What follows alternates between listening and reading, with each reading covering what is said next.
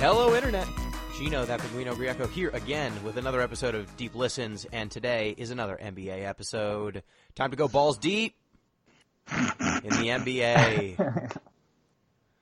I like how you committed to that title for this podcast. So the title, I thought it was like, because you're balling because it's the NBA. Sure. Like the show, Deep Listens. But also there's another connotation. Sometimes words have multiple meanings when you put them in the right order.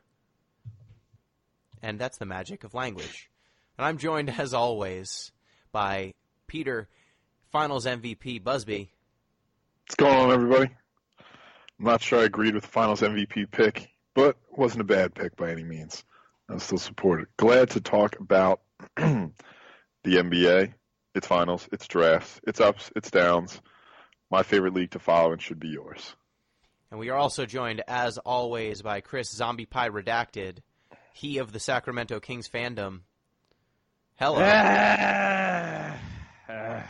That's the appropriate sound. Mm-hmm. We will be discussing the finals today. We'll be discussing the draft. We've got some emails, and ZP, you've got some sort of gimmick. So without further ado, let's get into the emails first. Let's kick it off there. What do you Kick say? it. Kick it. This is more structured. Step 1, this email. It comes, and if you want to send an email, you can do so at deeplistenspod on Twitter, deeplistens.libsyn.com. We've got comment sections, and deeplistenspodcast@gmail.com. You can send an email, and you could sound something like this. This comes use from the YouTube comments. You can also use the YouTube comments. That's What also, sort of lunatic would do I would that? know. I do enjoy that you've sent a comment in our comment section. Everything except tweeting at deeplistenspod, I think you've used. Yeah, but I can't use the Twitter because I'm a representative. That's true. So, without further ado, we've got an email from friend of the show, Jeff Rudd, who says, I'd like to thank you for going hard in the paint on a basketball show. My relationship with basketball has changed a lot over the years. My parents are from Wisconsin, and I grew up in Texas. So I had a very football-heavy sports diet as a child, and basketball was talked down on by a lot of adults in my life. Ooh. I've since come to see that a lot of the language employed by these adults was more or less racially coded. Oh. Yeah, sure. Why don't they play harder? Combined with about 10 years of steadily falling out of love with college and pro football, I've lately become interested in on-ramping myself into caring about basketball. Most of the work for me will be learning about the sport beyond the obvious points. I get the 5 versus 5 thing, the put the ball in the hoop thing. The 5 versus 5 thing. He knows how many players are on the court. That's a good start. It's a good start. You need to know that. There's no penalty box. The can't punch or suplex anyone thing, but there are a lot of finer points that will reveal themselves in time. My question to you is this. At what age did you begin to form a relationship with the sport of basketball? Was it something you played in an organized setting growing up, something your parents or family members shared with you, or something you grew interested in over time? Thanks. Looking forward to slam dunking the Final Fantasy II adventure with you at some point. Jeff. Okay. So why don't we start off? Pete, how did you get involved with basketball? Sure. I played it most of my life. I thought initially, like that point in high school where you sort of have to pick one sport. I don't know that. I had to, and I was going to pick baseball, but then one season I batted 98, 0.98. Ooh. I was like, turns out I'm a basketball player. My father was. He used to play a lot. I heard stories about how he would run the court. So it's something he passed down to me. I've played all my life, and now here I am. I still think I could probably make the league if I declared for the draft, but I just have other things going on in my life right now. Got to read some books. Got to lift some weights. It is what it is. Elbow some people. ZP, how did you come to enjoy basketball? When I was growing up in the 90s, Golden State Warriors tickets were dirt cheap. This is the post-Chris Mullin era when the team bottomed out and tickets were cheap. 2 decades. 2 decades of them consistently being the worst team in the NBA. Now here you are. Yeah, the and here I am. Kings as soon as things got good. So no, actually that is also the other thing is I grew up in Northern California. So in terms of Northern California, it's the Warriors or the Sacramento Kings, and Southern California is all Los Angeles, and to be honest, around the time when I was growing up, the Lakers basically got intolerably just intolerable. And I would say my favorite teams still to this day are the peak Sacramento Kings with Chris Webber, Bibby, Vlad. Quick Peja. interjection. Have you seen Bibby lately? Yeah, he's jacked. Have He's you seen him? huge. He's huge. He's going with the Lorenzo Ball big three thing. But no, yeah, Bibby's jacked. It's crazy. He was not particularly jacked when he played. No, by no means. I'm almost on the opinion. Maybe Big Three doesn't have a strict policy on steroids. No, I bet they test. I bet they test They hard. maybe don't have testing for steroids in Big Three. But no, yeah. How dare you impugn Mike Bibby's credentials and his hard work ethic? He had 2 years where he was very good. And then he was totally irrelevant. But no, yeah, that was probably my favorite team of all time. And then also when the Bulls were good, I was a huge Utah Jazz fan. So misery while watching your team. It's a big part of it. It's a big part of me because also, unlike Pete, a part of my soul has always been about baseball. I've told Gino this, but my uncle is actually the play-by-play announcer for the San Francisco Giants. That word? No, that's John Miller. Very cool. And so part of me has always loved baseball, and I've never kind of been able to play that game competently. And basketball, I also was not able to play competently. But for some reason, I was able to play soccer semi-competently, but I just don't like soccer, and it's hot, and it's a long game. And I was a defender, which meant I didn't do a lot because you don't play a lot of defense when you're in the Pee Wee leagues. Sure. But no, yeah, the Sacramento Kings got me really into basketball. The Warriors, when they bottomed out, the tickets were cheap, and it's right next to – the Golden State Warriors are right next to the Oakland A's. So – and you can take mass transit to go to those games, so it's pretty cool.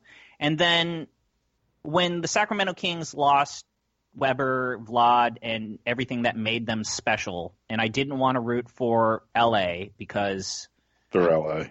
They're LA, and also Pete. We've gone over this on the other podcast, the Final Fantasy podcast, but don't mention 2002 in front of my face because I think Pete could take you. You say whatever you want in front of him.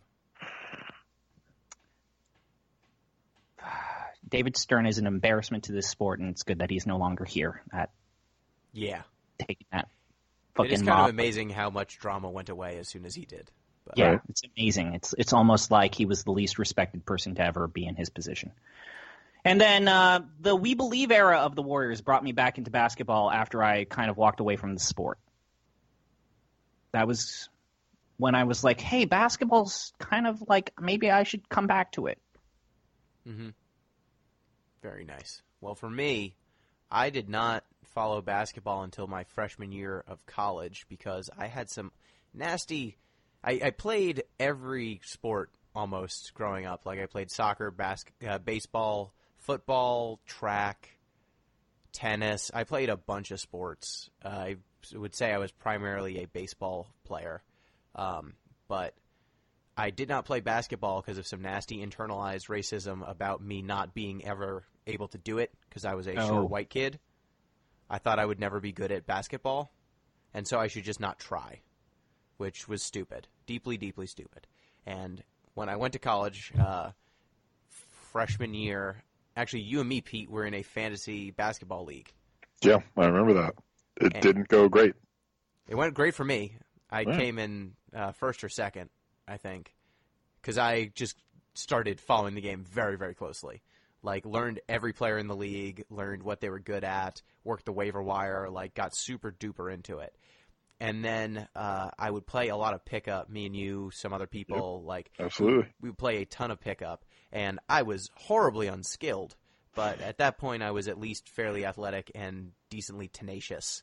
And so I could play decent defense and just kind of be a nuisance.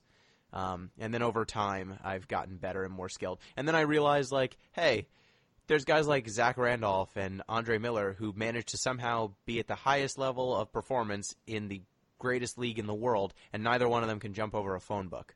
Another quick interjection. So Andre Miller wears his socks and his shoes super weird. Huh. So he wears his socks inside out, and he leaves a few inches hanging off the front. What? For, like, What? cushioning. For cushioning? He also, okay.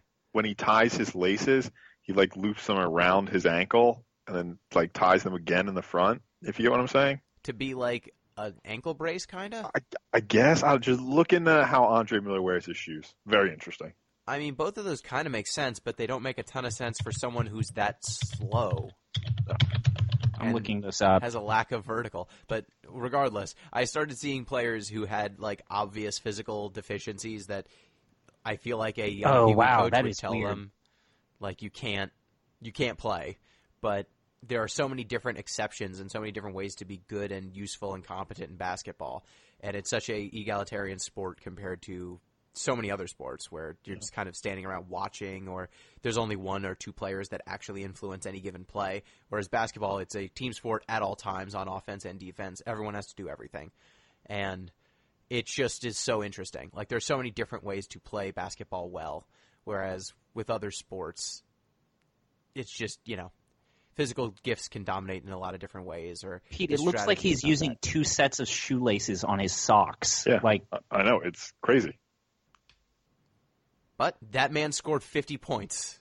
Yeah. He can barely Pack jump the ball. over a phone book, and he's dropped 50. Like, the NBA's got so many amazing players who are talented in so many different ways that it's really exciting to watch and really fun to watch. And it just became my go-to sport. And also, similar to Jeff, at a certain point, football became incredibly gross. Right around the time when I started falling away from football. I was a huge Giants fan, but a New York Giants fan.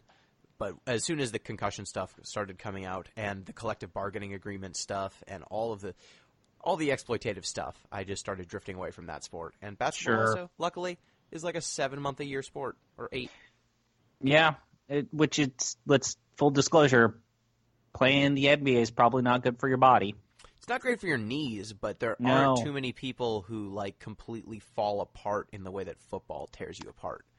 That's if you don't count the people who are on crutches or The wear and tear. wheelchairs. But they're, like, modern-day superstars, now that they have modern equipment. Their bodies are not... No, I understand what you're saying. Like, It's like a 20-year career. Losing the use of your brain versus needing crutches or just having a hard time walking is completely different. Like, the worst you really see in basketball is probably Kevin McHale. Yeah. I mean, he played on a broken foot for, like, Yes. all of the playoffs. Yes, but those are things where it's extraordinary and it's people doing things that everyone knows. It is not normal in basketball for a player to play with a terrible injury like that. That does not happen all the time. In football, you get shot up with drugs so you can't feel your injuries all the time. Yep. And So- the way that the NFL has just, the last 2 years is untenable. Yeah, so basketball has become my favorite sport as a result. It's super fun to play. It's very easy to play. You can play with 2 people, 3 people, 4 people. That's also great. Like, basketball, you can play with any numbers up to, like, 10, which is perfect. So that's my story. Jeffrey, I know you said you don't like watching professional wrestling, but New Japan Pro Wrestling's getting really good. You should watch it. Don't Kenny watch Omega's wrestling. really good.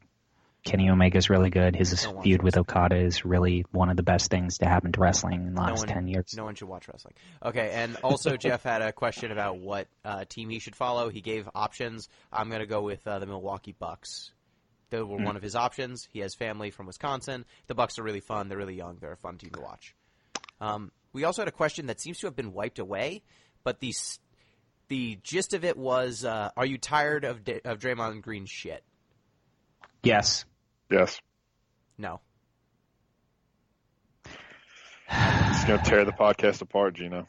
Gino, come on now. Like, are you actually thinking that him not getting a technical foul in multiple points of the NBA Finals was just a travesty? Are you going to argue that his I think he can conduct get in Game beaten. 1 or 2? He should get teched more than he does. I think Exactly. he definitely should get teched more than he does. But I just enjoy his skill. He's really good at basketball. Sure. I prefer if he didn't shout in people's faces. You know, as much. it's that. I will also say Draymond Green's mother, I quite enjoy following her and hearing like what she's saying to her son. That's the best part of Draymond Green. Actually having to listen to Draymond Green like just act like a baby and then also force fouls to be called on the other player is just the worst thing. He's very good at basketball. I would never deny Draymond Green's talent. He's an exceptional basketball player. I do want to see him play outside the Golden State Warriors, not because I think there'll be like a reckoning day.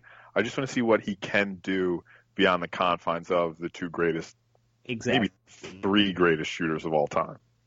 Yeah. All these discussions about how there are 4 future Hall of Famers. There are. I don't believe that. I believe that. I believe it if you swap out Draymond with Andre Iguodala. I'll believe it. I mean, I think there are 5, honestly. I think Andre's getting close. All of them are going to be... Okay. So here's just the simulation I usually run in my head is if I put this player on a different team, would they still be as successful as they are in the Golden State Warriors? Steph? Yes. Clay? Yes. Andre Iguodala? Yes. I mean, we know he was. He was really good for Denver and for Philadelphia. Philly always hated him, though. They did, because he didn't score that well. He was miscast. Yeah, he was put in the wrong system, and the system misunderstood what he was good at. Draymond is I'm with Pete. It's undecided. Like, we have to see how he performs on another team before we figure out if he is a good player or if he is just in a good system. I mean, he was the Defensive Player of the Year. He's a 3-time champion. He's like, if he's not the Defensive Player of the Year this year, he's probably the runner-up. Like, he's really, really freaking good on defense. Multi-time All-Star. I just want to know how well he could score if he had to be the number 1 or number 2 option. Because when he tees off occasionally in the finals the year that they lost, in the losing game he had 25 or something. He was going off that game.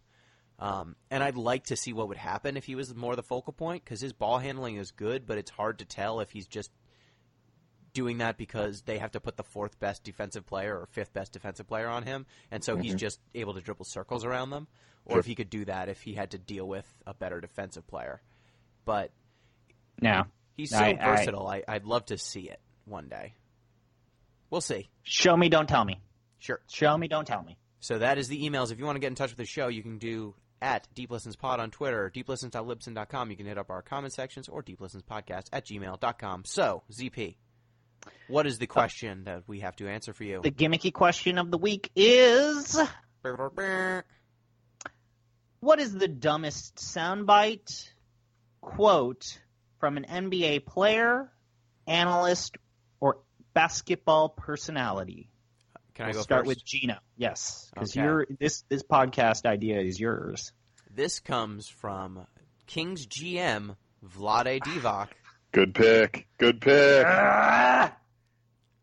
My team is a super team, just young. Yep. So, I have nothing to disagree with, Vlade. So his team, for the record, these are the players on his team. Marvin Bagley III, probably the 3rd or 4th best player in this draft that he took 2nd. Bogdan Bogdanovic, Bruno Caboclo, Vince Carter. Vince Carter's on the Kings now? Yeah. Yes. He's also the 2nd best player. He was the 2nd highest scorer on the team. Age 41, Vince Carter. Willie Cauley-Stein. Jack I Cooley. still think he might be good. Yeah, Cauley-Stein's fine. I'm not willing to give up on him yet. He'd be your fine 5th starter. De'Aaron Fox. I think Harry he's fine. Giles. Nope. Nigel Hayes. Buddy Hield. God damn it. Justin How much are they Jackson. paying for Buddy Hield? He's still on his rookie, so $3.5 million. Justin Jackson. Costa Koufos still on the team. How much are they paying for Costa Koufos? $8,393,000. I honestly thought they cut him. But didn't. then I remembered it was Papagiannis. Still on the team. Skal Labissiere, Frank Mason III, Zach Randolph, Jakar Sampson. This is all grim. Iman Shumpert, and Garrett There's Temple. an ex-Nick. Shumpert might be the last player, the most recent example of a player where I asked, man, what happened to your NBA career? Yep. A lot of questions to answer. So, on this team, I would say there are no good players. No players that are Willie above Cauley-Stein is fine. Let me rephrase that. I don't see an obvious all-star on this roster. Like a no questions. I would say Willie Cauley-Stein has a shot. No, but what I'm saying is there are some players that you know at some point in their career they are going to be in an all-star game. I don't see a single player here who is not washed that has a good chance of being in an all-star game. Yeah, they'd all need to make a leap if they want to get there. Yeah, I agree. I think Fox is probably the closest thing. And he can't shoot? Which is that bad. important in today's NBA? Kind of. A little bit, yeah. It's kind of important. I think he shot for 40%. Let me just count up Which how for many his power rookie forwards. career at 19 is pretty good, but fuck. So this team, which has 1, 2, 3, 4, 5, 6, 10, 11, 12, 13, 14, 15, 16, 17, 18 people right now on the roster. 7 of them are centers and power forwards. But all the people that say power forward next to their name should be centers, except for Zach Randolph. I know. They're basically playing.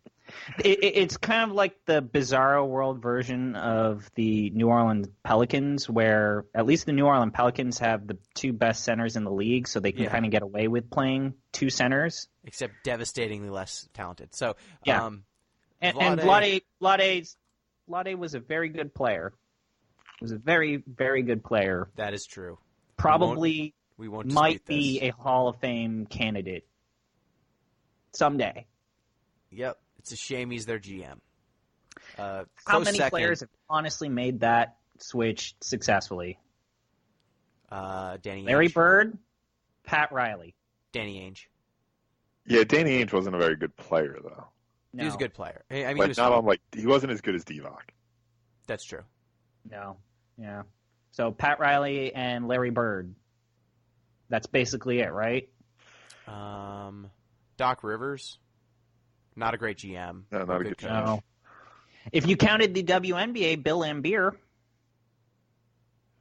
He of the combat basketball? Okay. Yeah. Bill Laimbeer created 2 dynasties in the WNBA.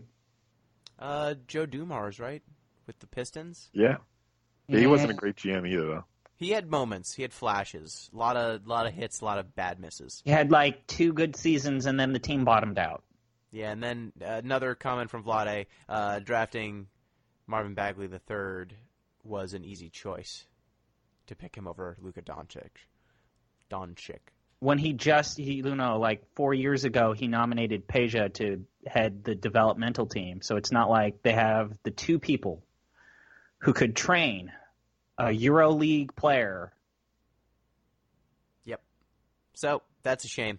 Pete, what's your quote? Okay. So before I deliver a quote, I just have a general question. I don't want to belabor this point because I don't have a quote for him. But I'm kind of getting sick of Bill Simmons' shit, too. That's fair. Yeah. Yeah. Okay. I think the Ringer's really good. I think the Ringer's getting better. Still no Grantland. Yeah, it'll never. That's really the problem, is that it'll never be Grantland.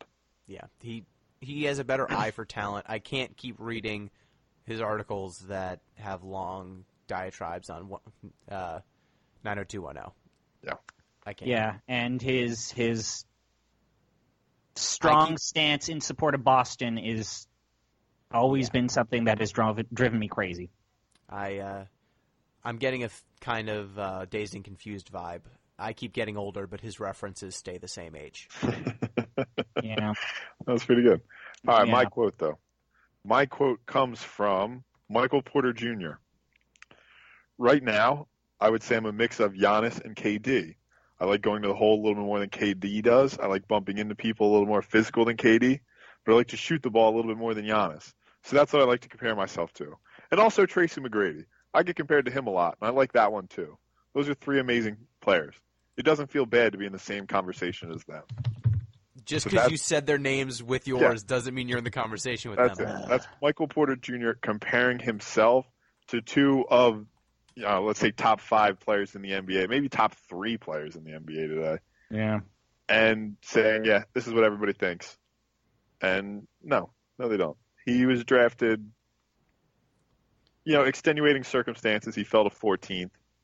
KD doesn't fall to 14th, regardless of the extenuating circumstances. Though, that is higher than when Giannis went. 15th. True. Fair enough. Ah! Though, to be fair, Michael Porter Jr. is 6'10" with a 7-foot wingspan, and Giannis is like 7 feet tall with a infinite. It's just a sideways 8 with his wingspan. KD also same. So I would say when you've got 2 players with like unmeasurable levels of height and length and also incredible skills, you should probably at least match them on one of those things. Yeah. I think if his back holds up, he'll be good. He's not some sort of crazy, incredible hybrid of Giannis and KD. No one is. It's true. All right, ZP. For my pick, I want to just enshrine, if there was a dumb quotes like Hall of Fame, I want to give a Lifetime Achievement Award to Kyrie Irving. Yep. For two major reasons. 100%. 2 major reasons. One, everything he said about his flat earther conspiracy theories, just Hall of Fame dumb quotes. So the one I got from that, this is not even a conspiracy theory. The Earth is flat. The Earth is flat. Then throughout the NBA season, he's on planes all the time. Yep. Yes, he is. He stated that he believes that John F. Kennedy was killed by the Federal Reserve. The Federal Reserve? Federal Reserve. Does he know what the Federal Reserve is? I do not think so. And that the CIA tried to kill Bob Marley.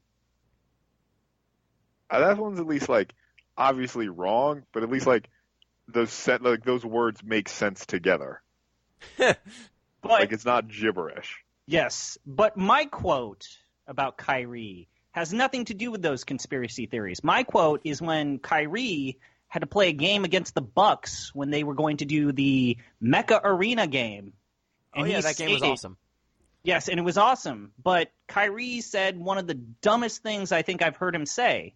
I'm all about safety. We'll see how it works on my knees. And then he further said that he thought that playing in an old arena with an old surface would hurt his knees and slow down the game.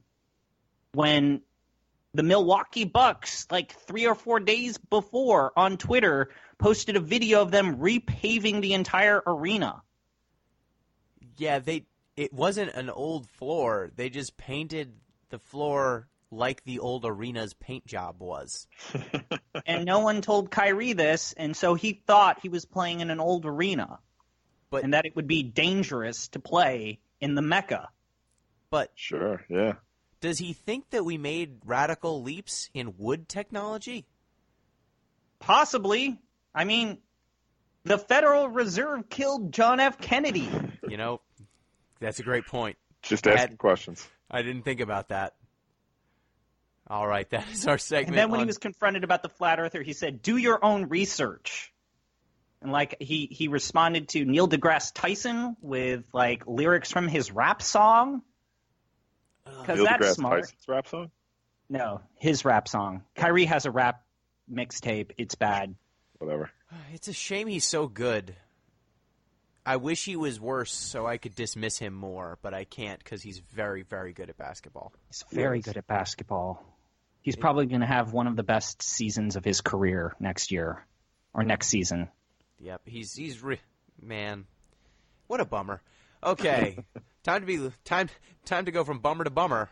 Let's talk a little bit about the NBA Finals. Ugh. So, pour one out for Game 1. Game 1 was an all-timer. Game 1 was great. We talked about it before. LeBron dropped 50. LeBron played probably one of the greatest games of his career. Sure. J.R. Smith played really, really poorly and threw the game away. And then the rest of the games were pretty much routes. Yeah. I mean, I thought that maybe the Cavs could win at least one at home because, they're the Cavs, and if LeBron can get to the fucking rim, he is one of the most dominant players, but he has the most ho-hum, bland, vanilla surrounding cast other than maybe Kevin Love. I just want to say this because the finals are over now, and it just hurt me so much. Jordan Clarkson shouldn't play anymore. Next year, Cleveland, if you're listening, someone, just don't. Just make it stop. I bet the Cavs listen to our podcast.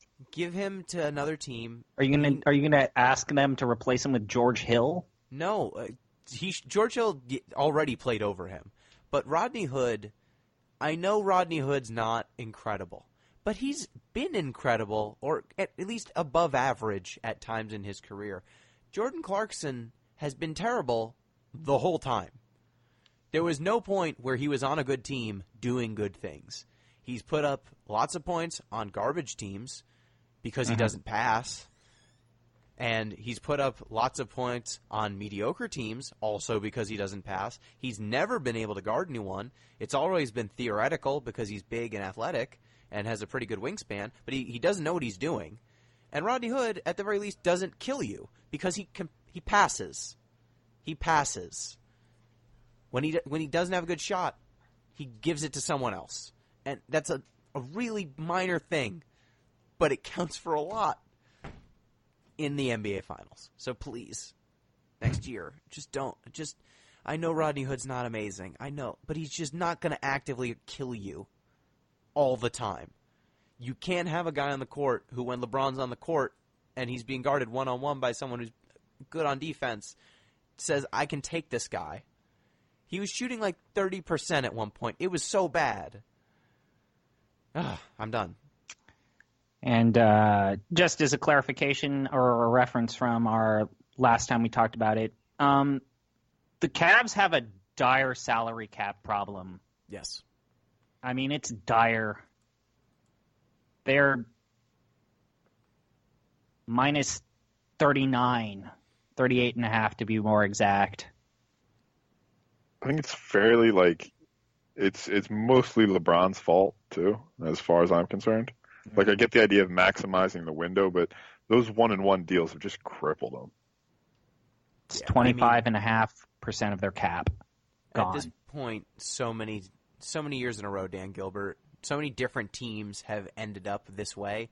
I mean, he fired or let go or didn't re-up the contract of David Griffin, their GM.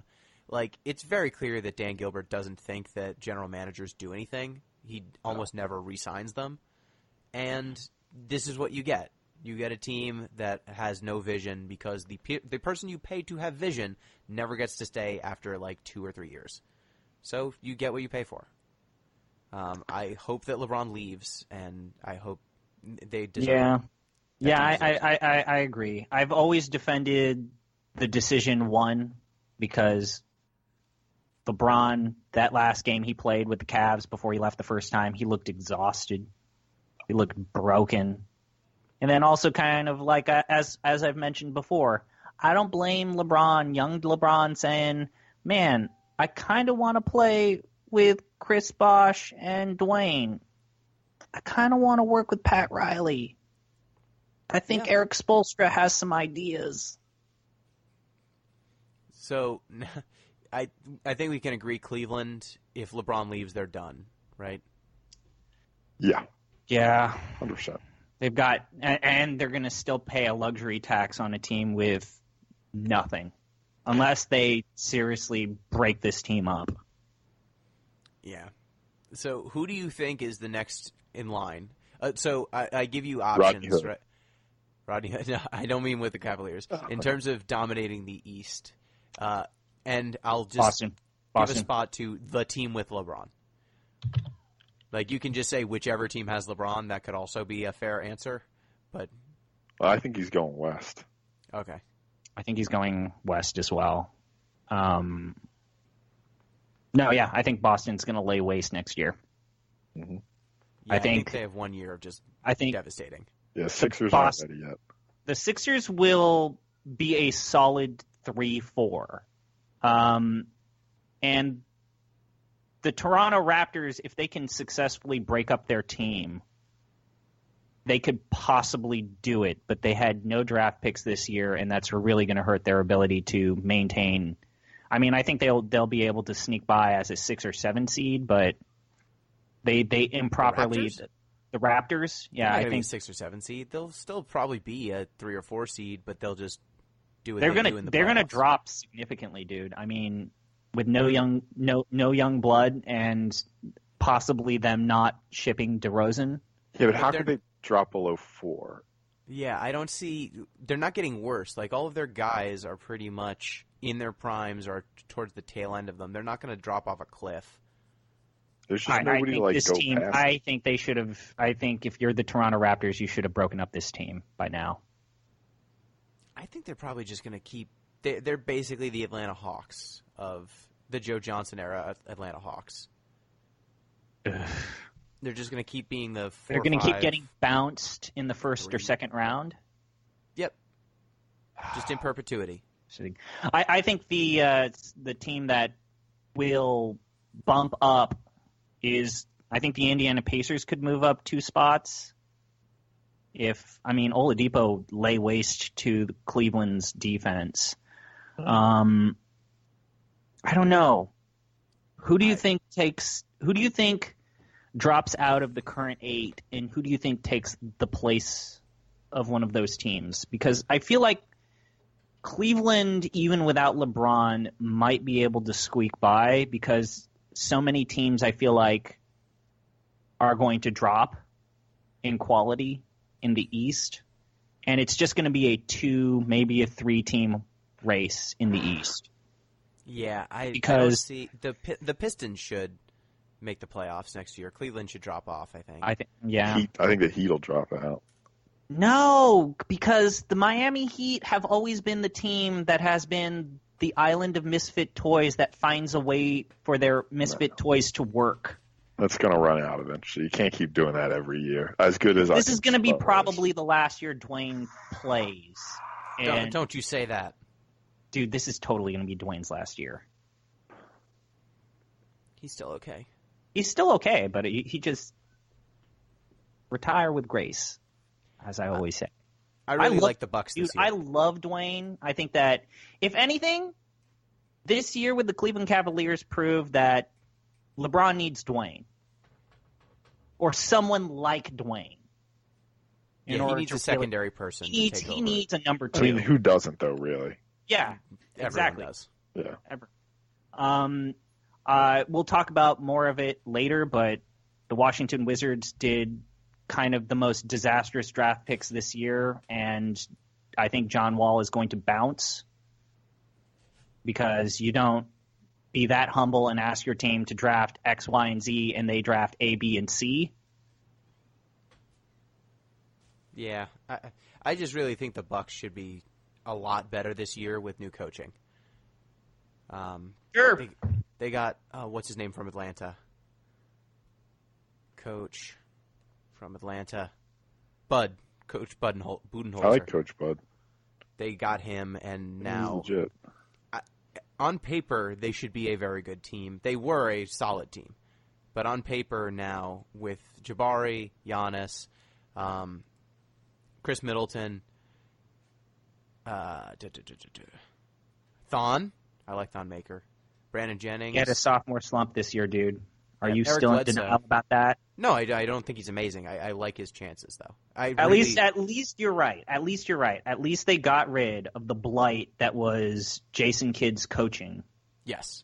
Which was a blight at to the that very franchise. least, I think their starting lineup of Giannis, Eric Bledsoe, Chris Middleton, probably Jabari Parker, and then the fifth person could be Tony Snell, it could be Thon, it could be Matthew Dellavedova, it could be a bunch of different players. I don't know who it'll be. It could be Dante DiVincenzo, the guy they just drafted, but I think they're going to have enough talent now. No. I don't know. I think that, yeah, it's Boston 1, Philadelphia 3 or 4. I think 2 would possibly. I guess I'm just overvaluing the Indiana Pacers and Oladipo just being a beast. Yep. Are you saying yep as in I'm overvaluing him? You're overvaluing them. I think they're going to be good, but I think that their ceiling is probably this 4 seed. They didn't get anyone transformational, and there aren't too many players that even if they took a step up would necessarily. I mean, that's always been the Indiana Pacers' Achilles heel is they draft vanilla. Yeah, they're too conservative in the draft. They have always been conservative in the draft. So, do you think that now that the finals are over, how many more years do Golden State just do this? How many more years? I think next year will be the last year. I have predicted that they break up the team 2021. So what does break up the team mean in your? You ship one of the 4. Okay. So if the over-under was 1.5, you'd take the under? Yeah. See, I think at 1.5 I'd go over. I think they got 2 left. I'm not super confident in it, but I'd pick that sooner than I'd pick 1. Same. I think literally the Houston Rockets were 2 threes away from bouncing the Golden State Warriors. Yeah, or 1 Chris Paul injury, however you want to measure it. Dude. And if they're the team LeBron goes to, or whichever Western team LeBron goes to, the Western Conference has more teams with supporting characters that have better support than the Cleveland Cavaliers. Sure. I think the chasm between the Western Conference and the Eastern Conference is going to become greater, by far. That much is undeniable. As much as I love the Boston Celtics and what they have, I just look at Houston, I look at Golden State, I look at shit dog, even the San Antonio Spurs. Yeah. I just feel like the Warriors, they'll probably lose Sean Livingston or Andre Iguodala after next season, but they can probably keep everyone else. Oh, yeah, now, they have one of the better owners in the NBA, just willing to spend money and pay over the cap because, surprise, surprise, he's probably making his money back. And they drafted all those guys, so they have extra rights on pretty much everyone except KD. So I think as long as they're able to keep the core 4, and really right now there's 6, a core 6 with Andre and Sean Livingston. But I think if they have to lose one of them or both of them, it'll hurt because those 2 guys are both really good, but they're bringing up enough young guys, and hopefully they'll cut some of their center chaff this year. Yeah, why do so many big men? I don't know. They're all flawed in different ways. Hopefully we've talked about this before, but I mean, I know, Gino, you keep saying that the Golden State Warriors are the best team ever assembled, but they're close. They have never had a decent, non-flawed center. I mean, it's Draymond. The answer is their center is Draymond. Draymond's not a center. You cannot keep saying that he's a center. Just because he defends the opposing centers? He can't be a center. Like, you can't play him at center the whole season. That he's a center. He's a situational center. But the times when he's the center is when they win. When they decide they want to win, they play him at center. You know, I'm going to just bury you further, Gino, is way back when, Pete, I had a conversation with Gino, and I said, if you don't think Tim Duncan is the greatest power forward in the history of the NBA, you're crazy. And then Gino said, well, LeBron is a power forward. And I was just looking at him. You can't keep saying that these situational players are the definition of a position, Gino. There was a while when LeBron was playing a lot of power forward. He's not. He's not a power forward, though. I mean, he's everything. What is he? Gino, he guards everything. Oh, is he? Yes. He guards 4, 5 sometimes, and 4s. He guards 1 through 5. It's really hard to know. But then, by that logic, the other players on the court determine his position? Are you actually saying that LeBron is a better power forward than Tim Duncan? Because this is the last time we had this conversation. I mean, like, it's... The answer is no. I don't even know what his position is. He plays everything. If I ask you to say who is the best power forward in the history of the NBA, your answer is Tim Duncan. Fine. But then there's this dude who has the body of Karl Malone who shoots threes and can play point guard. Okay, fine. I hate to do this. Pete, who's the greatest power forward in the history of the NBA? It's Tim Duncan. Exactly. So 2 or 3. Okay, fine. But Draymond's a center. No, he is not. Okay, moving on. Fine. Can Kevin Durant be the center? Can the 7-foot-tall guy be the center? No. What are you even talking about? I don't understand, like, what... This is what kind of bugs me. The Warriors play a dude who's 7 feet tall, who's their, like, small forward, which, fine, whatever. Who cares? He can guard the opposing centers, so what does it even matter? They play a 6'6" guy who is functionally their power forward or center also. And then they play a 6'8" shooting guard, a 6'3" point guard. So that's the only person who's kind of like stuck just playing one position. And then Andre Iguodala is like 6'6" as well, and also guards like 1 through 3. So like, what does it even matter? What are the positions because even they matter? have a solid team. But what I'm saying is, they don't have a traditional center on their team, and I still view that as their weakness and area of improvement. That is all I have said. Sure. That's true. Like, you're not going to start Pachulia if you're playing the Houston Rockets. You shouldn't even play Zaza. He shouldn't be in the league.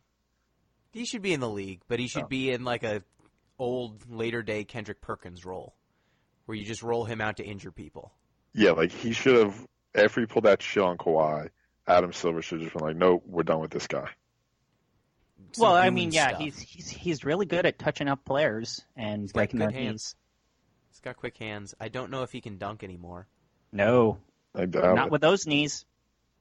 But I would say, like, maybe you probably keep JaVale.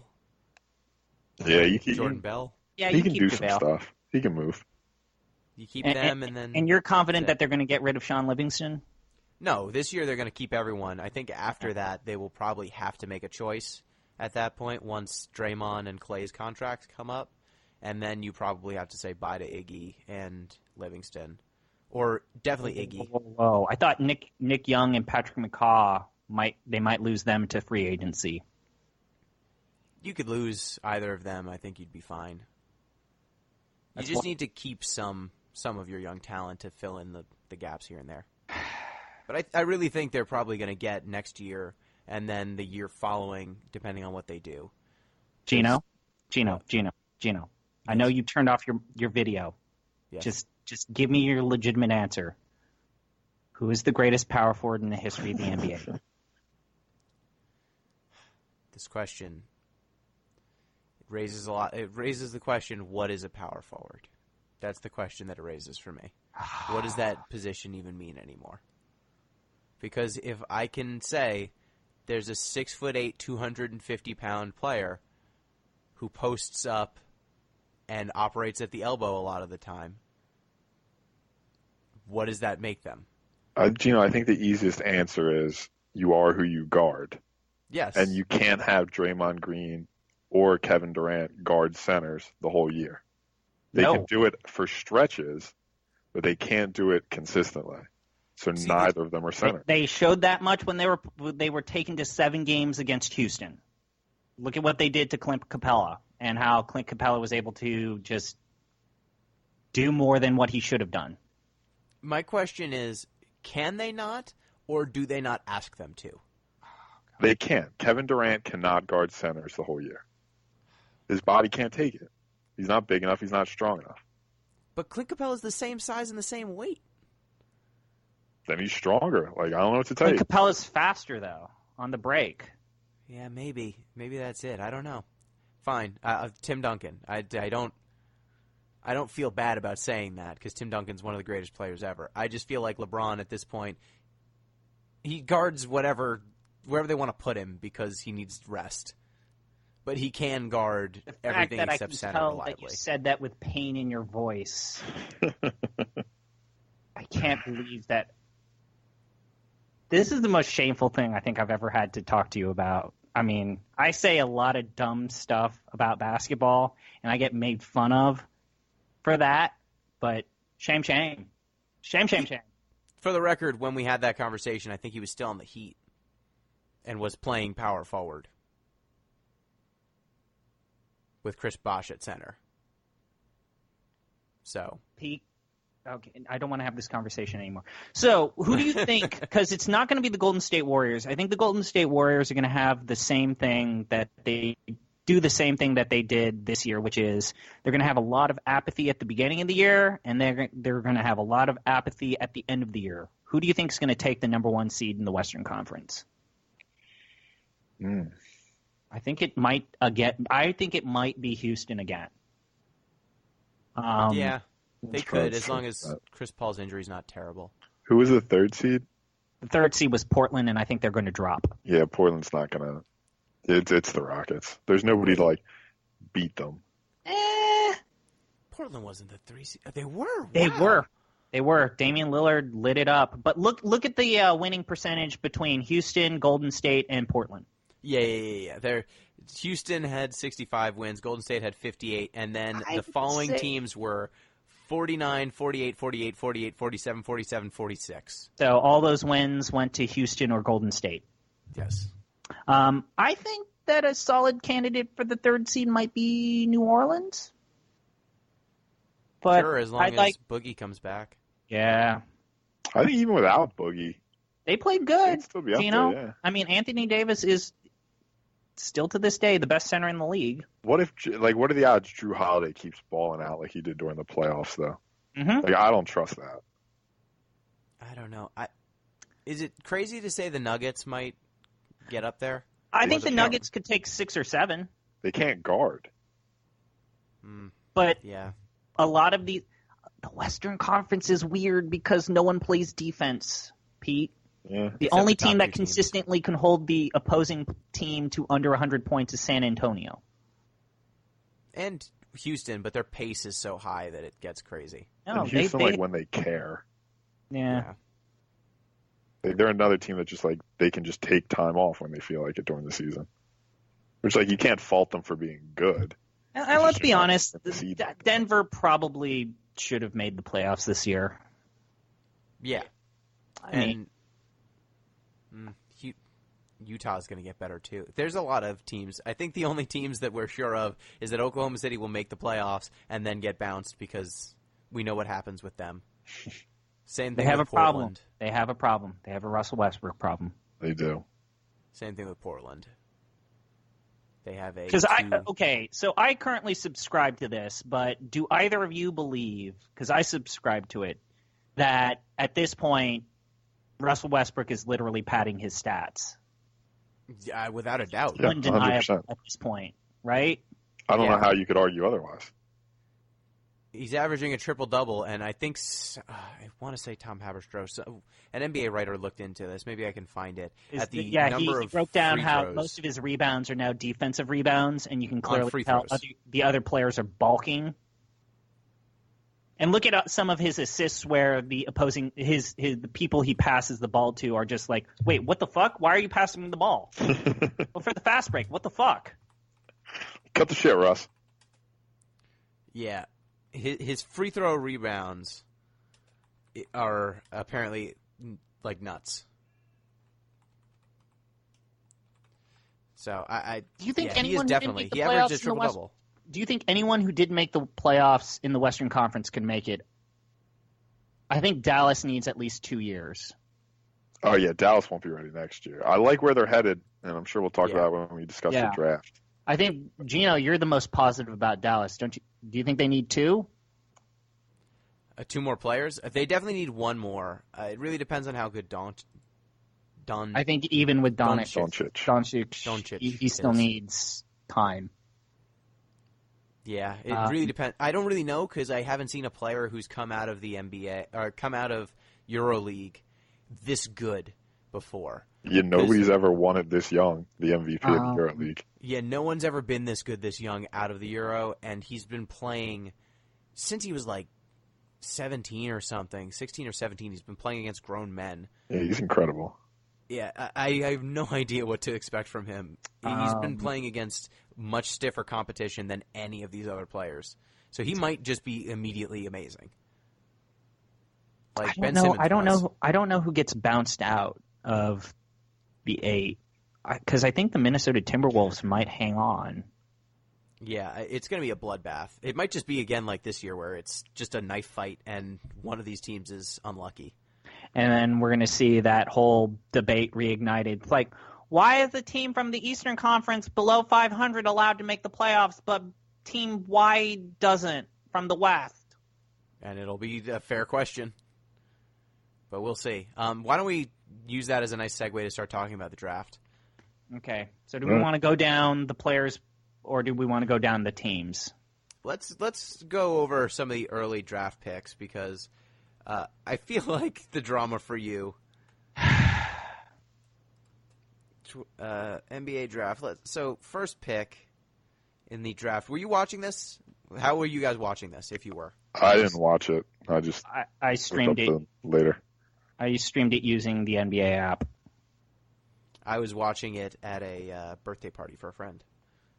We were at a bar, and so it happened to be on. So I got to see the first few picks. Pick 1, DeAndre Ayton to the Phoenix Suns. Classic. Center, Arizona. Smart pick. Yeah. Yep. I wouldn't have picked him. I would have picked Doncic, but I have no problem with it. Incredible measurables. The only worry is his defense, which for a center is a big concern.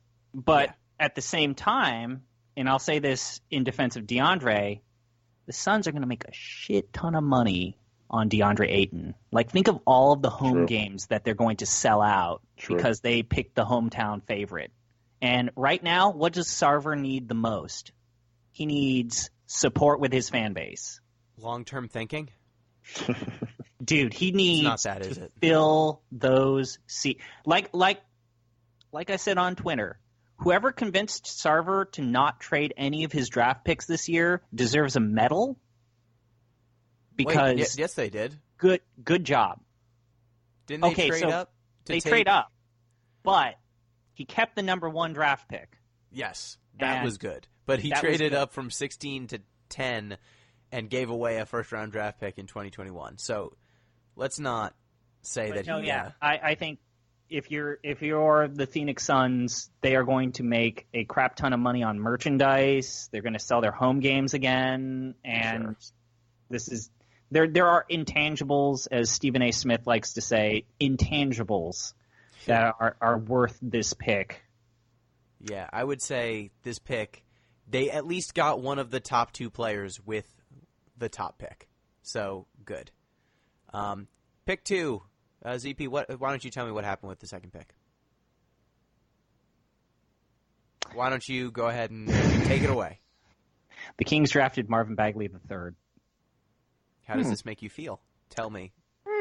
Okay, so real quick. Gino, what grade would you give that draft pick? Like a C? Okay. Pete, what would you give it? I think a C minus. I gave this an F. Yeah, it's hard to know because I think Marvin Bagley is going to be good, but I don't think he's going to be great. And they had a guy who literally played against grown men and was better than all of them at 18. Like, Bagley will put up numbers. I'm just not convinced he'll help you win. He's not. And you want to know why? Because he's not the right fit for the Kings. And let's assume that the Kings really wanted Marvin Bagley. They really wanted him. So do you want to know what they should do from their position? Trade back. No, not just that. You have a phone conversation with Dallas as you're making your pick. And you have a phone conversation with them because not only do they know the Phoenix Suns are probably going to draft Ayton. Not only do they know that this guy is probably going to go to the hometown, you probably should draft based off of value, not based off of whatever need Vlade Divac thinks his team needs. This team has seven centers. He's another young big guy on a team chock full of him. That sounds like a lot of centers. In what way is Bagley different from Willie Cauley-Stein? In what way is he different than Willie Cauley-Stein? He's a more polished scorer. He's worse on defense? Yeah. So somehow they've managed to like min-max. So if you put both of these players on your starting roster, they even out to just mediocrity. Except they will actually make each other worse because neither of them can shoot, and they would effectively clog the lane. How did they not pull off a trade? Like, how do you not do what the Hawks did with the Mavericks at number 3? How do you leave having the second? If this is what you wanted to do, trade down.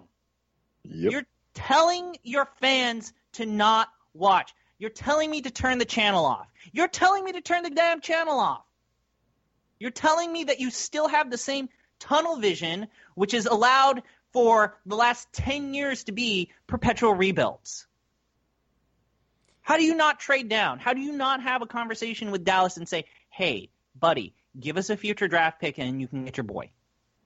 How do you not get more? How do you leave with the second pick with just Bagley the third? How do you leave with just Bagley, which admittedly he is a more polished player than Willie Cauley-Stein, but you already have players that are like him. How does this happen? How is this not Thomas Robinson again? How is this not anything that they've done in the history of the Sacramento Kings? Is Thomas Robinson still in the league? No. I guess the most positive thing I can say is that somehow Doncic won't have his career wasted in Sacramento because now he's going to go to a team that will actually take the time to develop him. Because if he went to Sacramento, he would have been wasted. Yeah, I'm super happy. He went to the best possible fit that he could have gone to. And I'm sorry, Marvin Bagley, that you have to play for the Sacramento Kings. I think Marvin Bagley... Someone had to. Maybe on paper, he fits seamlessly with De'Aaron Fox. In that he can catch lobs? Yes, and pass the ball to people who are better than him. Yeah, man. Third pick. It was the Atlanta Hawks, but they traded their pick to the Dallas Mavericks. Smart. Pick Luka Doncic. I think both teams are very smart. Really good. Yeah, Luka's definitely going to be really good. He's going to be really good. He's probably going to be like ball handler 1A or 1B, depending on how they want to run it with Dennis Smith. I think he's going to make beautiful music with Dirk. I think the team, depending on how they do things, they're going to sign someone. He will probably play small forward for them most of the time, and he's just an excellent playmaker. So I think that's going to go really well. They have a great coach. I don't think they're going to be very good on defense just because you can't when Dirk's still on your team. Do you think that they have the conversation asking Dirk to retire after this season? No, Dirk stays as long as Dirk wants to stay. I think you probably eventually start bringing him off the bench. Do you think that they're going to do the right thing and allow him to retire in Dallas? Yes. Yeah, they're not going to move him anywhere. Yeah, I guess you're right. I mean, that's basically what Miami's going to do with Dwayne. Yeah, I just think that Dirk, at a certain point, you bring him off the bench as like a marksman specialist, but you can't have him play defense on a pick and roll. He couldn't guard Dwight James Harden pick and rolls 2 years ago. Like, he can't. So I think there's a ceiling on how good this team can be while Dirk is still there, but I think that Luka just fits everything they want to do. I think everyone who's saying that Luka is going to magically make the Mavs a playoff team, you are crazy people. No. You are crazy people. He is quite good, but the Western Conference is going to be a bloodbath, and this team is better off just playing safe and developing talent versus making a go. I think they could be a 7 or an 8 seed depending on who they You are sign. on angel dust? They can sign someone in free agency. If they get a good signing, they then can trot out a lineup with Luka, Dennis Smith, Dirk, Harrison Barnes, who is not amazing, but not terrible, and then free agent signing here. Insert free agent signing here. And that would not be terrible. All I will say is I hope that Mark Cuban has learned his lesson and will not repeat the same mistake that he made with Steve Nash in terms of treating Luka. Sure. So with the 4th pick, Jaren Jackson Jr., which is a fun name to say, went to the Memphis Grizzlies. I think that's fine. I think that's smart. I'm just worried about Jaren Jackson getting to foul trouble because he had 6 fouls per 40 in college, and he always reverts backs. He always reverts backs when he's stretching or doing the stretches, and that just always pisses me off. With the 5th pick, the Atlanta Hawks took Trae Young. I think that's fun, though I hated Trae Young's outfit. Okay, yeah. Also, look it up. Yeah. Take a look at it. Also, take a look at what he got drafted in. I have to look it up, too. Okay, so describe what you are looking at to our listeners. Paint me a word picture.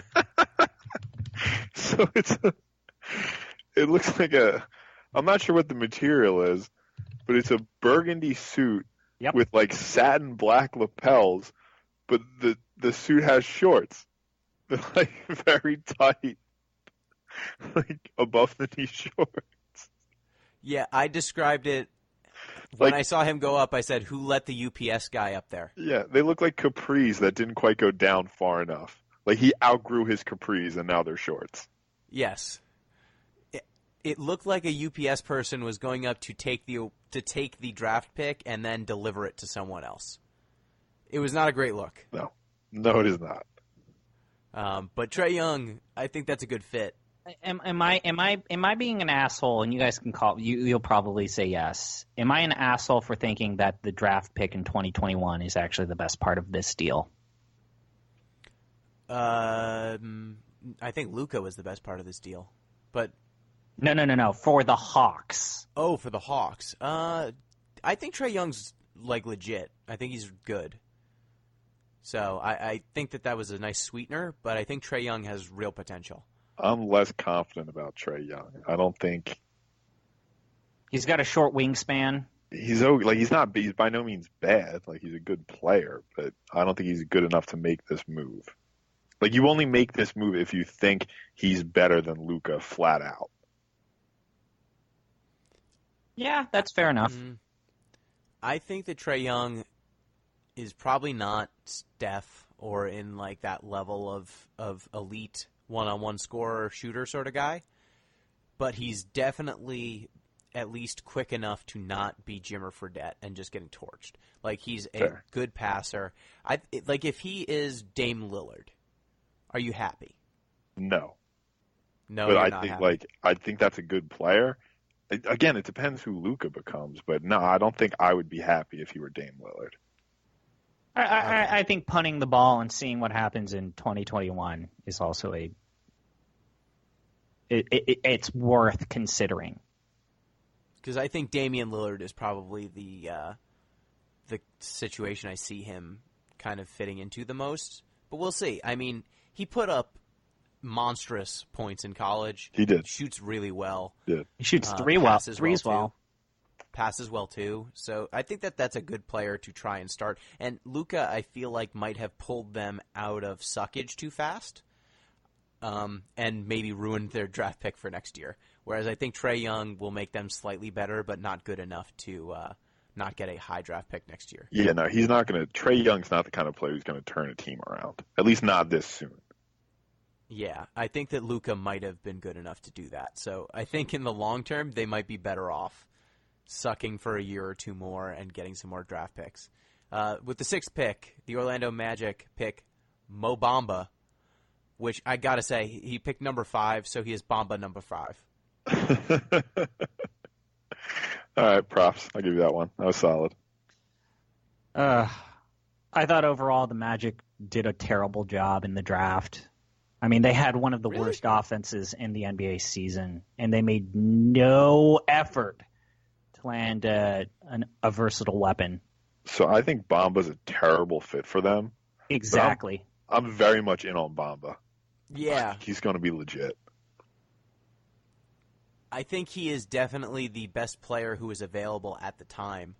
And when you're as terrible as the Magic have been, just take the best player. Don't overthink I think it. The Orlando Magic are still going to be a bad basketball team. Oh, yeah, very much so. Absolutely. Please resign Aaron Gordon, though. The big question was, will they have enough shooting and playmaking? And the answer is no. The answer is always no. No, they don't. So the seventh pick. Real quick. Wendell Carter Jr. to the Chicago Bulls. Last time we recorded an NBA podcast, I said, man, I bet you the Chicago Bulls are going to draft a bunch of tall dudes that are kind of slow and flat-footed. And you two, you laughed at me? You called me names? It sounds like something I would do, yeah. You said I was a crazy person for thinking that they would go big? No. And what did they do? They drafted Wendell Carter Jr., another big center in a team that does not need a big center. Yeah, that's the thing. I didn't say they wouldn't do it. I said it would be very stupid of them to do it. These are two different things. I could see them doing it because they're a bad team that is poorly run. But Wendell Carter Jr., I think, is fine. Like, he's a good player. I think he might be their best center immediately. Right? Like, that's fair? He can shoot. You think he's better than Markkanen? I mean, I think you can play both of them because they can both shoot. Yeah, no, it'll be interesting to see him side by side with Markkanen. I still think it's a dumb pick, but I'm interested in it. This ceiling is super low, and Markkanen and Carter Jr. are not fleet on foot, to say the least. Yeah. They're going to be a sieve for a while, but we'll see. They've been so bad for so long. The 8th pick, the Cleveland Cavaliers picked Colin Sexton, point guard from Alabama. So that probably means that either LeBron's gone or he's going to be coming off the bench, I would guess. I think LeBron's coming off the bench? Yeah. Here's the question. Was Colin Sexton supposed to be their pick to motivate LeBron to stay or to try and do damage control and possibly replace LeBron? I think this was just the best available player, and so they picked him because... I think you would draft Michael Porter Jr. if you're going with the best available player. Yeah, that's true. I think it's a replace LeBron sort of pick. I think this was not the solid pick to pick if you're trying to replace LeBron. You had Michael Porter Jr., you had other players that would have been better on the team. You do need another point guard in Cleveland, regardless of whether LeBron stays or not. Like, they were deficient at the position. So, I don't know. He's a ball-dominant point guard. So, I think at this point, if LeBron leaves, at least you have someone who can give your team some kind of identity. Do you think he's really going to... Like, is he really wearing Kyrie's number? Yep. I hope so. Number 9, the New York Knicks select Kevin Knox. Terrible. Fine. He seems fine. This is when I started to get angry when no one was drafting Michael Porter Jr. Yeah, he'll probably be fine. Then with the 10th pick, the Philadelphia 76ers pick Mikal Bridges, and he was then immediately traded, or not immediately, but he was traded to the Phoenix Suns. Yeah, Pete. I like the move, right? I would have been happy with keeping Mikal Bridges, but I like the player we got. I like Zaire Smith. We got an extra pick. My only problem with this, and it's not really an obvious problem, is that it's just kind of sad. Like, his mom works in HR for the Sixers. He's a hometown guy. Like, you can't really let sentiment like that dictate your draft day strategy. I just wish it wouldn't have been so personal. You know what I mean? Yeah. I wish his mom didn't work for the team. Yeah, that's really what pushed it over the top. if he was just a Nova kid, like, all right, whatever, go play for a different team. But like, for his mom to be like, yeah, hometown team, like I gotta work with my son, and then he gets traded. That's cold. It is cold, but good move, 76ers. Yeah, but it was also very obvious that the 76ers did not have a GM or someone making all of these calls because their draft picks throughout the draft, first and second round, were really bizarre. Some of them. Zaire Smith was fine. I thought Zaire 16. Smith was okay. I thought that this was a Sam Hinkie-ass just move, to be perfectly honest. This was a process sort of move. This was, hey, we don't have a GM right now. Let's call Sam Hinkie real quick and ask him what he would do. Yeah, that's fair. Get rid of this guy who's okay. Get this guy with lots of talent who we can teach to shoot. Trade down. Okay, Sam, thanks. Okay. Live to fight another day. Let's talk about one of the worst drafting teams now. I will say, first, just because the Phoenix Suns ended up with Mikal Bridges, I think that doesn't make a ton of sense to me.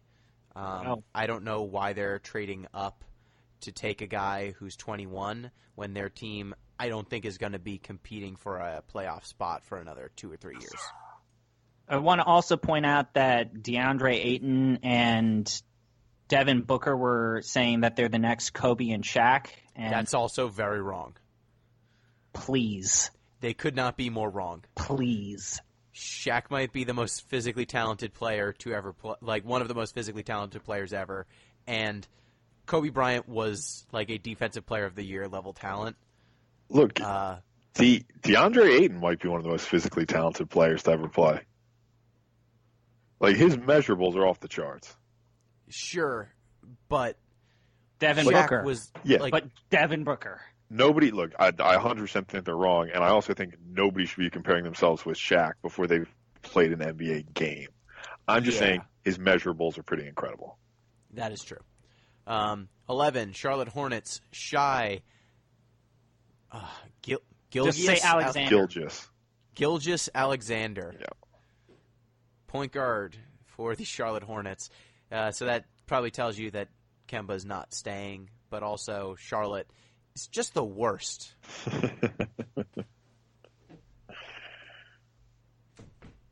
Just whatever you think they're going to do, just it's going to be worse than that. Yeah.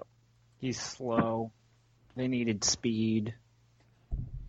They needed a decent point guard, but, like, come on now. They're going to miss the playoffs again, aren't they? Probably, yeah. Of course. I want to see Michael Kidd-Gilchrist on a good team. I want to know if he's any good. I don't think he is. I think he's like Tony Allen, basically.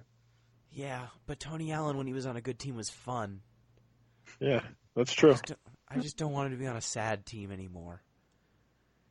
And they're going to be sad again. They're going to be sad probably as long as Jordan owns them, as miserable as that is to say. At 12, the Los Angeles, at 12 and 13, both the Clippers, they take Miles Bridges and Jerome Robinson. These picks were dumb. Is Doc Rivers still their GM? Yep. No, wasn't. I thought he had. No. Jerry West. Is Jerry West GM or just like a special advisor, like he was in Golden State? I think he's special advisor, but those two picks, I mean, they both seem competent. No, I thought Jerome Robinson was the dumbest pick of the NBA, first round. I mean, I thought both of those players are competent. How do you not, like, at a certain point you have to pick Michael Porter Jr.? Yes, exactly. Like, how do you pass on Michael Porter Jr. at this point? I don't know. But with the 14th pick, the Denver Jerome Nuggets Robinson Michael Porter averaged Jr. 1 steal and 4 rebounds per 40 minutes as a junior. That's really bad. How does he impact the game if he's not making shots? He doesn't? Exactly. I think Michael Porter Jr. going to the Nuggets is the best outcome, though. Yeah. He went to a fun team with young, talented players. He'll fit in pretty well, I think. It just shows you how much a rumor of an injury can just completely devalue your position in the draft, sometimes unfairly. Well, he didn't help himself at all by refusing to give out his medicals. Yeah, that's true. Like, that was dumb. I'm not sure what like the strategy was there, unless it's just like it actually is really bad. I think my only concern is with Michael Porter Jr. is the Nuggets are already offensively stacked. How are they going to defend? And this doesn't address that problem. No, not at all. They're Especially gonna need to score especially like if you put 150 Porter points as a forward. Yeah. I do like that they are one of the teams that plays at altitude, though.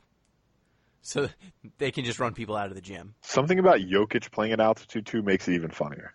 Yeah. Well, the ball moves faster than the man. Especially when that man is Jokic. Yep. At 15, the Washington Wizards select Troy Brown. I think that's fine. No? Here's what my note said for everything for the Wizards, and it's in all caps with 4 exclamation points. The Wizards had one job to do at the draft, and they didn't do it. What was the job? Give an athletic big to John Wall. For the love of God, give him at least one. But by the time they were picking, there weren't many left. I think this is a clear sign that John Wall is not going to be a Washington Wizard next season. I do kind of hope that. Do they want him? I mean, he's basically salvaged this team. He's good. Like, he's very good. I just think, like, if I were another team, I would want him. I think his tenure on the Wizards has run its course. Absolutely. I agree with that. But at the same time, if John Wall leaves the Wizards, they're not in this conversation anymore. No, but also, just a question. This is not related to the players. How does Ernie Grunfeld still have the GM job at the Wizards? What does he know? Yeah, he's been there for, God, how many years? I don't know. I think he's always been there. He always has been. He always will be. When the world was young, there was Ernie Grunfeld signing mediocre players to long-term extensions. He's survived the Nick Young era. He survived the Gilbert Arenas era. He survived the JaVale era. Which, well, keep talking. I want to look up a thing. He did all of these things. I don't understand. Most GMs eventually get fired when they're this bad for this long. He survived Andre Blatch's half-price strip club wing night. Did you see the quote that Grunfeld said where he basically buried Troy Brown? No. So the quote was, basically he's openly questioning whether or not Troy Brown will even crack the Wizards rotation, which is a great way to introduce a player to your team. The quote was, "That's going to be up to him. We have a veteran team here, but the opportunity is always there. And if he earns it, he'll play. Hopefully as the season progresses, he'll get better and better. And he'll get some minutes." Great job, Grunfeld. That's a ringing endorsement to the person you just That's a wonderful thing to say. So the thing I wanted to look up, Deadspin did this really good article on like the Nick Young, Andre Blatch, Gilbert Arenas Wizards. JaVale McGee. Yep. The greatest team ever assembled. The article's called The Wizard of Aughts. It's by Dave McKenna. Super good article if anybody wants to read it. Yeah, every time I think that 2 of those players have NBA championships, I'm just so happy. Yep. And John Wall doesn't have shit, even though. If the Warriors have given us anything of value, it's that. In this year's playoffs, J.R. Smith, Gerald Green, Nick Young, and JaVale McGee were deciding who wins and loses. Everything's great. The NBA is a great league. But overall, I think the Wizards, they drafted dumb. I mean, what direction is that team going in? I mean, the Wizards. When you look at Yusuf Sanin, did you guys see that Yusuf Sanin signed with his overseas team so he can't play next season? Great. So they signed him, they draft him, and he can't play next season. He has to wait 2 years before he can play in the NBA. Was this not a deliberate stash? No. Apparently they knew that he'd already signed his contract to play in the Ukraine, and that they still drafted him. Well, that's fine. You can do a draft and stash, but not if you expected him to. It's fine if you wanted him to be overseas. Not great if you wanted him to be. Ooh, the Wizards? I don't know about that. And he just stuck around overseas. Gortat's still on the Wizards? Who? Gortat. Yeah, he is. Marcin Gortat's their starting center. forever. That 16. That team has no direction, and they're going to continue to be bad. Yep. I think they're going to drop. Zaire Smith. Pete, do you care? Yeah, I'm saying we already talked about this. I like Zaire. I think it's a decent upside sort of pick. It is a Sam Hinkie sort of move. I'm cool with it. 17, Milwaukee Bucks take Dante DiVincenzo. I love it.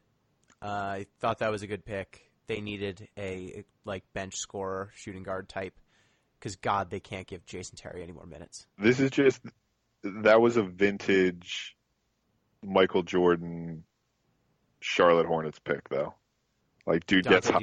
Yeah, dude gets hot in the tournament, puts up some numbers, and Jordan's just like the winner. Get him. Yeah, he really is a player who benefited from a last good burst at the end of the college season, because if he didn't have that burst, I don't think he would have gone in the first round. No, probably not. And also, I feel like his limited wingspan hurts his positional availability. Yeah. A reach. Not a lot of reach. So I don't think he's going to be as squishy as you're making him out to seem.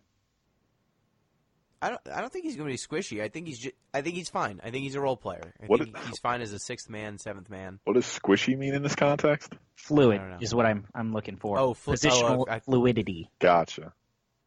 I just think he's going to be a combo guard, like shooting guard off the bench. Probably won't guard super well because he's got short arms and he's a little bit undersized. But, that's fine for a sixth man, seventh man. They just honestly need bench players who are not terrible. And I don't think he'll be terrible. Please, don't be terrible.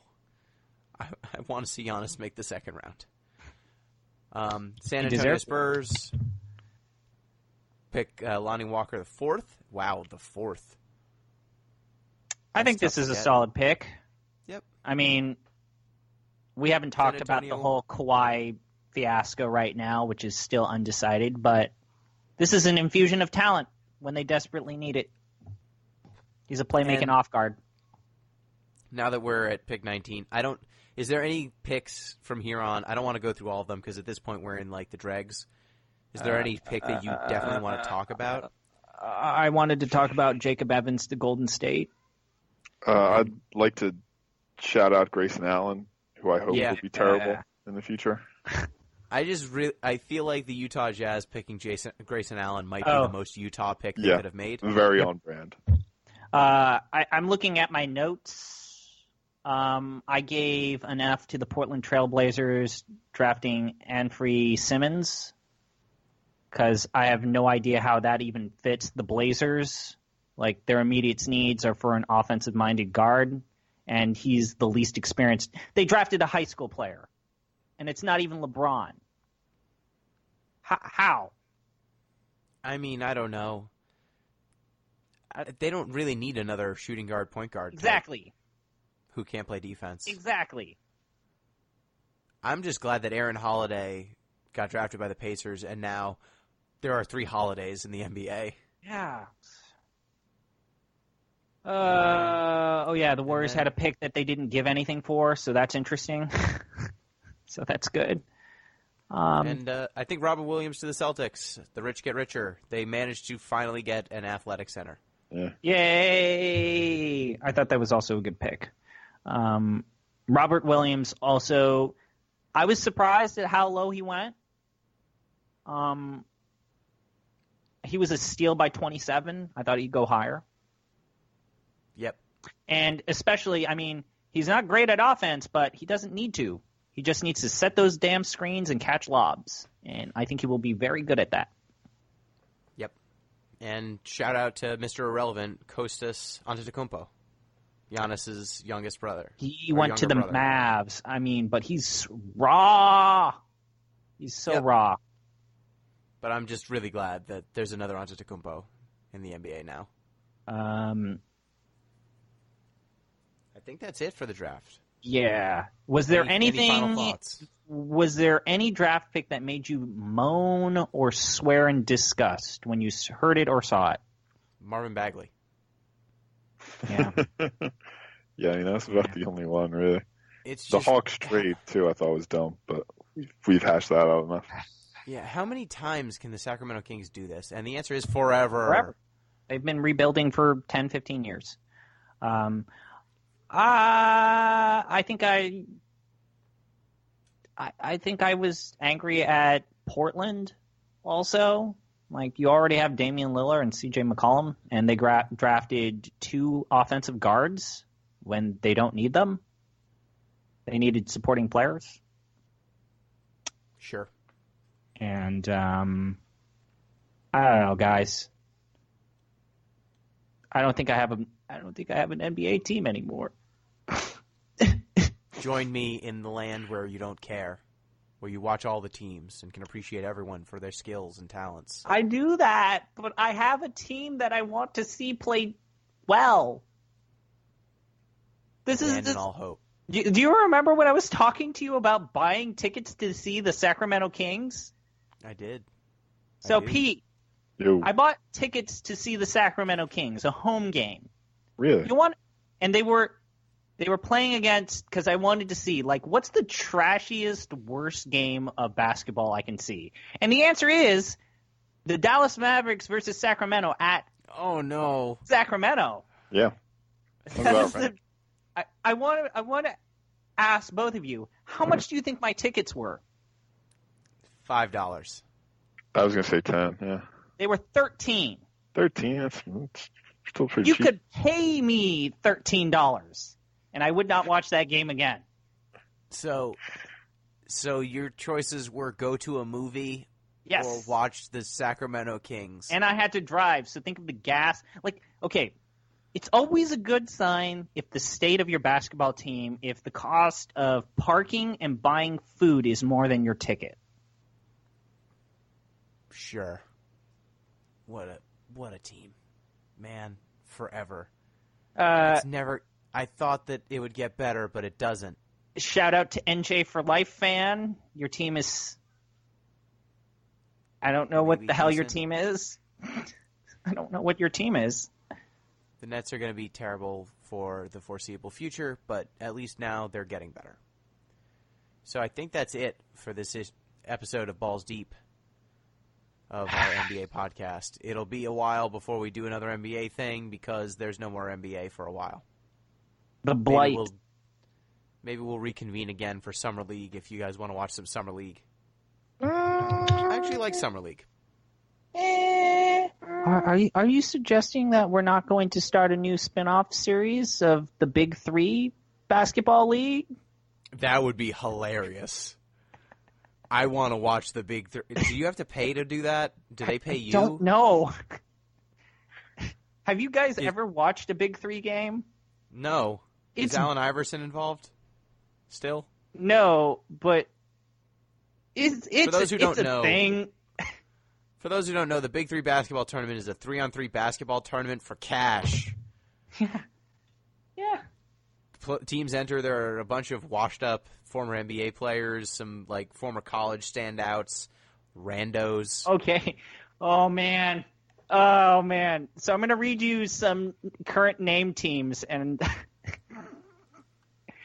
All right. Team number 1, Three's Company.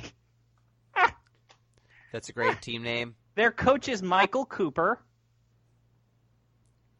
Their captain is DeMar Johnson. And their co-captain's Baron Davis. What? Oh, man. All right. So the second team here is the Three-Headed Monster. Their coach is Gary Payton. That's great. Their captain, Rashad Lewis. What? And they have 2 co-captains. They are Reggie Evans and Damian Wilkins. What?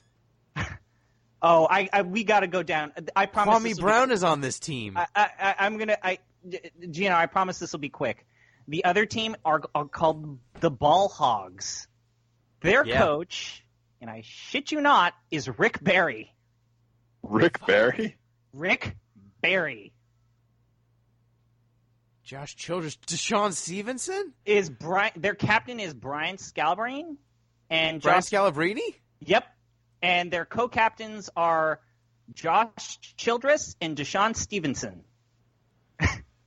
Okay, Pete, are you looking at the website for the Big Three? Don't if you are. Okay, if you aren't. and so the Ghost Ballers, they are coached by damn it. George I was Gervin. Mike Bibby is their captain. Their co-captains are Ricky Davis and Carlos Boozer. Man. Tell me, Pete, do you think this is a real team or a team that I'm coming up with off the top of my head? Trilogy. I'm going to say fake. That one seems too obvious. Nope, real team. Ugh. Power. Power? Yes. Sure. Yep. Killer Threes. Okay, I have to... That one's pretty good, too. I'm going to say no on that one. Yes, that's a real one. Yes, and their coach is Charles Oakley. And their captain is Chauncey Billups. That all sounds correct, sure. And...